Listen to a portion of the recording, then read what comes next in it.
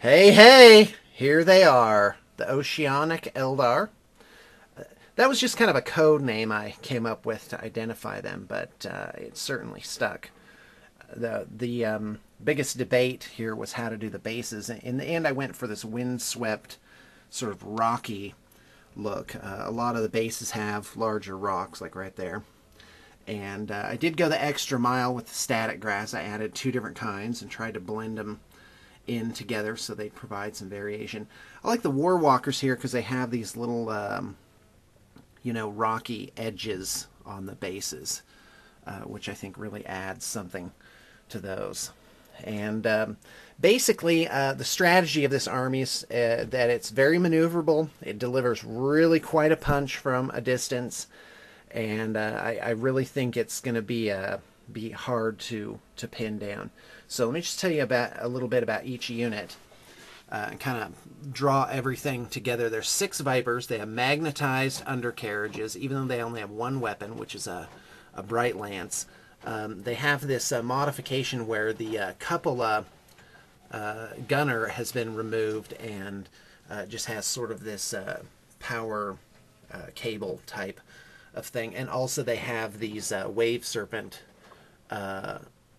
veins on them, which I think really good. If you look from above, it gives the Viper a really nice shape.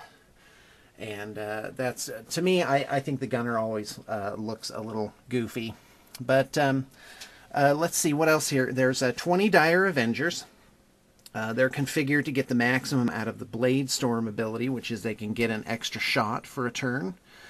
And so the Exarch has 2 Shuriken catapults. The War Walkers all have magnetized weapons.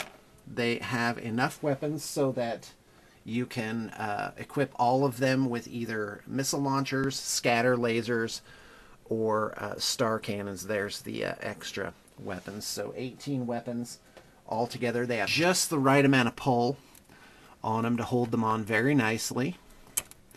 That magnetization was done very well, in my opinion.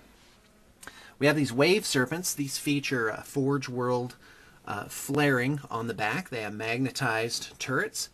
They also have these weapons magnetized so that you can possibly get more of those done.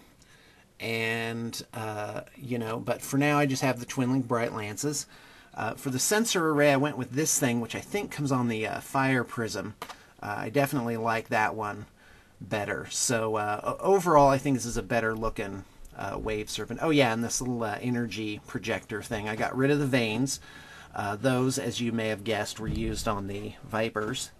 And so all in all, I think they look a lot better. From the side, they're really quite long once you have the extended transport area, as well as the Forge World flared backs on that one. So that's a nice modification too. Let's talk about these Striking Scorpions. There's no modifications here. I only painted them in sort of a more of a ghostly fashion. I kept the colors very simple. They have the darker areas are painted like this blue-black color, and then the orange jewels just to make them pop a little bit, but it's certainly not overly offensive. Here you have a Viper converted into some sort of mega jet bike, and again it has these vanes on it, and it has a Farseer, also magnetized, an Autarch, and if you look under here you can see a little Reaper launcher.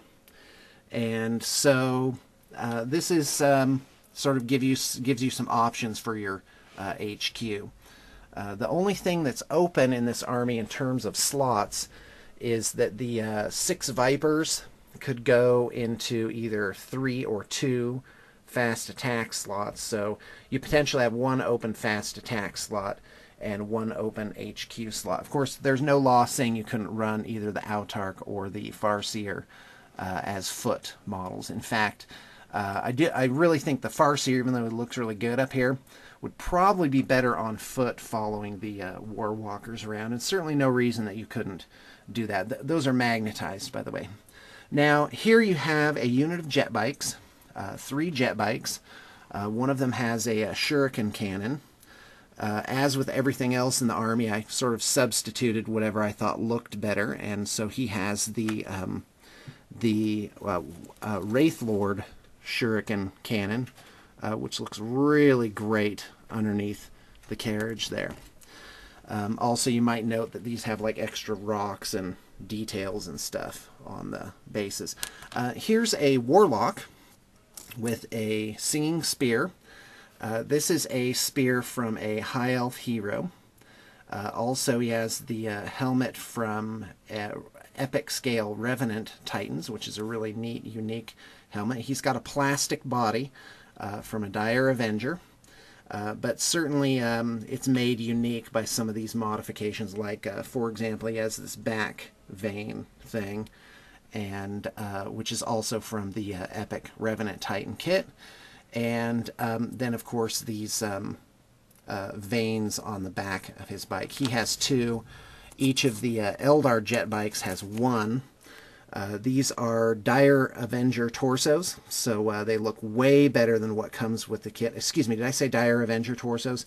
It's Shining Spear torsos, and they have this wonderful sort of palm guided system here, where he just has his hand on the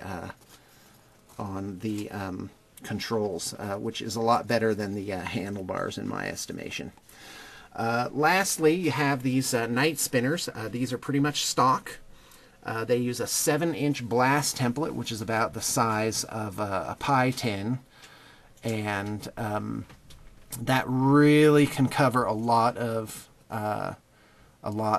enemy troops. So for horde, this is definitely a horde buster. A couple of horde busters here, and because that template's going to land somewhere. It doesn't just miss and go away. It's very unlikely to scatter to somewhere completely not useful. So anyway, that's the army. I think it's something like 1,800 or 1,900 points. You have possibly an HQ slot and possibly a fast attack slot to fill. Oh yeah, and 2 elite slots. So a little bit of room for expansion there. And really, this is an army that I'm very pleased with how it turned out, and I can't wait to show it to you in a battle report. Hope you enjoyed.